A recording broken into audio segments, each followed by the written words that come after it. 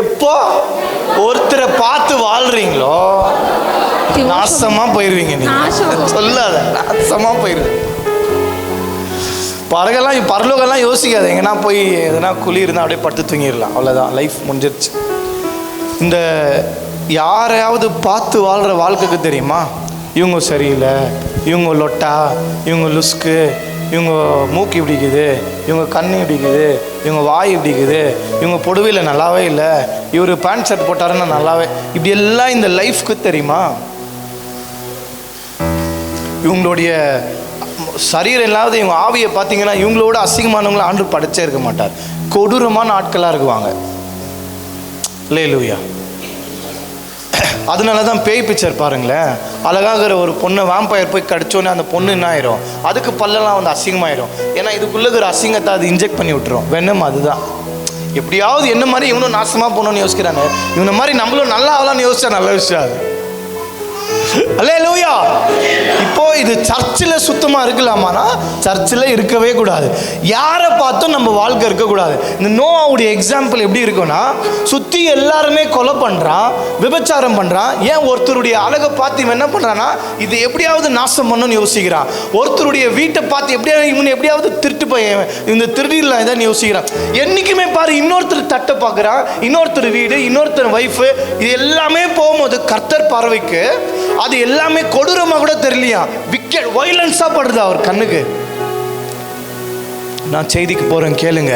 Violence, அதாவது வன்முறையா படுது. ஆண்டவர் கண்ணுக்கே வன்முறையா படுது. ஆனா சொல்றாரு அவர் வன்முறையமா பட்டுச்சு. ஆனா இந்த ஒரு வன்முறையான சந்ததியில ஒருத்தனை பார்க்கிறேன், அவனுக்குள்ள ஒரு குற்றமும் இல்லை, பிளேம்லெஸ்ஸா இருக்கிறான், இன்னோசென்ட் மேனா இருக்கிறான், அவன் பட்டாக்க அவன் வேலையை பார்க்கிறான். ஆகையால் அவனை எனக்கு பிடிச்சிரு, என் இருதயத்திலிருந்து அவனை நான் நேசிக்கிறேன். அவனை நான் நேசிக்கிறபடினால் அவன் மீது என் கிருபையை ஊற்றி அவனாலேயே இந்த பூமியை நான் மீண்டுமா உண்டாக்குறேனா. அல்லேலூயா. நோவா மூலியமா தான் இயேசு வராரு. நோவாவை கொண்ட ஆண்டு சும்மா இல்லை இது. அல்லேலூயா. அப்போ அந்த ஒரு மனுஷனை கொண்டு அவனுடைய குடும்பத்தை நினைவு கூறாரு. அந்த நினைவுபட்ட குடும்பத்தை வம்ச வரலாறா மாத்தி இயேசு வராரு. அல்லேலூயா. சொல்லுங்க ஆமென் சொல்லுங்க. ஹெல்த்தியான லைஃப். எந்த மனுஷன் யாரையுமே பார்க்காத, எந்த ஒரு எரிச்சலும் இல்லாமல் அவன் தாண்டா டே என் வாழ்க்கை எனக்கு போதுமா, என் கர்த்தரை என்னை ஆசீர்வதிச்சாரு, இன்னைக்கு எனக்கு சாப்பாடு இருக்குது, நான் ஜெபம் பண்ணுறேன், நிம்மதியாக இருக்கிறேன், இப்படி சொல்லப்பட்டவன் என்ன ஆகிட்டான் தெரியுமா?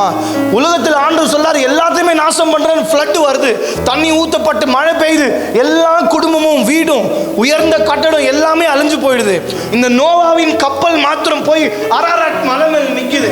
அதனால தான் ஆண்டவர் சொன்னார், என் வார்த்தையை கேட்டு ஒருத்தன் அதை பின்பற்றினானா மலை மேல கட்டப்பட்ட பட்டணத்தை போல அவனுடைய வீடு மலை மேல கட்டப்படும். அதனாலதான் பூமியில இருக்கிற ஒவ்வொரு மனுஷனும் தீமையில இருந்தா, எல்லா விதமான அக்கிரமத்தில் இருந்தா எல்லாரையுமே அழிச்சிட்டாரு. எந்த மனுஷன் கர்த்தருடைய வார்த்தையில நின்று கொண்டு கர்த்தருடைய வார்த்தையை பின்பற்றினாரோ, பூமியே அழிஞ்சு போனாலும் ஒரு மலை மேல போய் அவனுடைய படகு நிக்குது. அல்லேலூயா. வெளியே வரும்போது அவன் மாத்திரம் வெளியே வரல, அவன் வெளியே வரான், அவங்க வைஃப் வெளியே வராங்க, அவங்க 3 பசங்க வெளியே வராங்க, பசங்களுடைய மனைவிகள் வெளியே வராங்க. அவனை நினைவு கூர்ந்து அவன் குடும்பத்தை காப்பா. அப்ப யோசிச்சு பாருங்க, ஒருத்தன் தேவனுடைய வார்த்தையை கை கொள்ளும் பொழுது எல்லாத்தையும் தூரமாக்கி தேவனுடைய பரிசுத்தம், தேவனுடைய நீதி, அவருடைய கிருபை இப்படி வாழும்போது பூமியே அழிஞ்சாலும் அவன் குடும்பத்தை கொண்டு போய் மலை மேல பாதுகாக்கிறான். நமக்கு விளங்குச்சா? இவ்வளவு நேரம் இதுக்கு தான் நான் எக்ஸ்பிளனேஷன் பண்றேன். அந்த நாள் வாழ்ற மட்டும் இவன் கண்ணுக்கு இவன் நீதியா இருந்தா எல்லாரையும் சாவடிச்சான், ஒருத்தன் முன்னும் வரக்கூடாது, வயிறேறிறான், என்ன வேணாலும் பண்ணி சுத்துறான். ஆனா இந்த நோவாவை பாத்தீங்கன்னா, இப்ப நோவா மட்டும்தான் இதுக்கு வரா. நோவாக்கு அண்ணன் இல்லையா, தம்பி இல்லையா, அக்கா இருந்து இல்லையா, எல்லாருமே அழிச்சிட்டாரு. ஏன் அழிச்சாரு? அப்படி ஒரு கேள்வி வரணும் இல்ல? அப்ப அவங்க எல்லாருக்குள்ள ஏதோ ஒரு கரப்ஷன் இருந்துச்சு. ஒருத்தரை பார்த்தா ஒருத்தர் எரியுது, ஒருத்தரை பார்த்தா ஒருத்தர் எரியுது. ஒரு ஷூ போடக்கூடாது, ஒரு புடவை கட்டக்கூடாது. இன்னைக்கு சபைக்குள்ள பேதுரு எழுதுறார், நீ அப்படியெல்லாம் செயின் போட்டீங்கன்னா பக்கத்தில் இருக்கிறவங்க பார்க்குவாங்க பாரு. அவர் எழுதுறாரு, அதை உனக்கு இஷ்டம் தான், நீ வாங்கி போடானா இன்னொருத்தர் கழுத்தை பார்க்காத. நீ எந்த தங்கத்தை நான் போடு, இருக்கிறதுலே போய் பெஸ்டான பியூட்டி பார்லர்ல உன் கூந்தல் ஆல்ட்ரேட் பண்ணிக்க. வர ஒரு ஞாயிற்றுக்கிழமும் கல்யாணம் பொண்ணு மாதிரி வாங்க, நீங்க மாப்பிள்ளை மாதிரி வாங்க. ஆனால் அதனால கர்த்தருக்கு ஒன்றும் ஆக போகிறது இல்லை. அது உங்களை மட்டும்தான் மாற்றும். கர்த்தர் அதில் பிரியமா இல்லை. உங்களுக்குள்ளான ஒரு மனுஷன் இருக்கிறான்.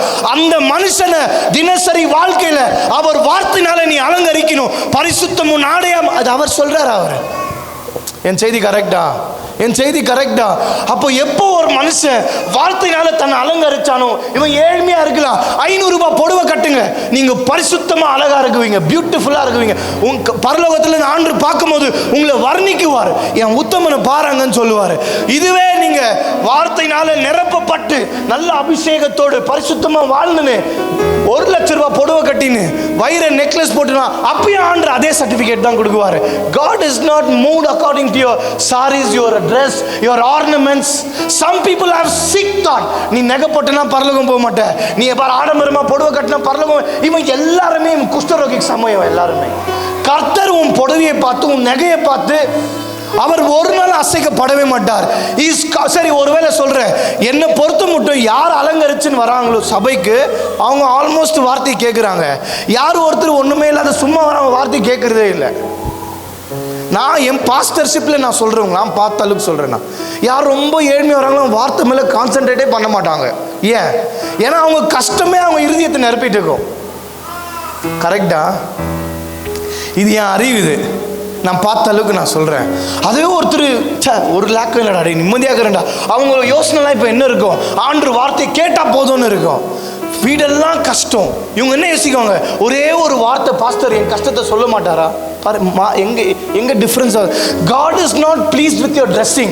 உங்க ட்ரெஸ்ஸை குறித்து ஆண்டருக்கு கவலையே இல்லை. உங்களுக்குள்ள ஒரு மனுஷன் இருக்கிறான், அந்த மனுஷனை குறித்து கர்த்தர் கவலைப்படுறார். அந்த 7 அதிகாரத்தில் சொல்றார், இந்த மனுஷன் ஏழ்மையா இருந்தானா பணக்காரா இருந்தானா ஒரு சர்டிபிகேட்டே இல்லை நோவாக்கு. ஆனா ஆண்டவர் சொல்றாரு, இவ்வளோ ஒரு வைலண்ட் கொடூரமான உலகத்தில் நோவா பார்க்கிற, நோவா ஒருத்தன் பிளேம்லெஸ்ஸா இருக்கிறான்.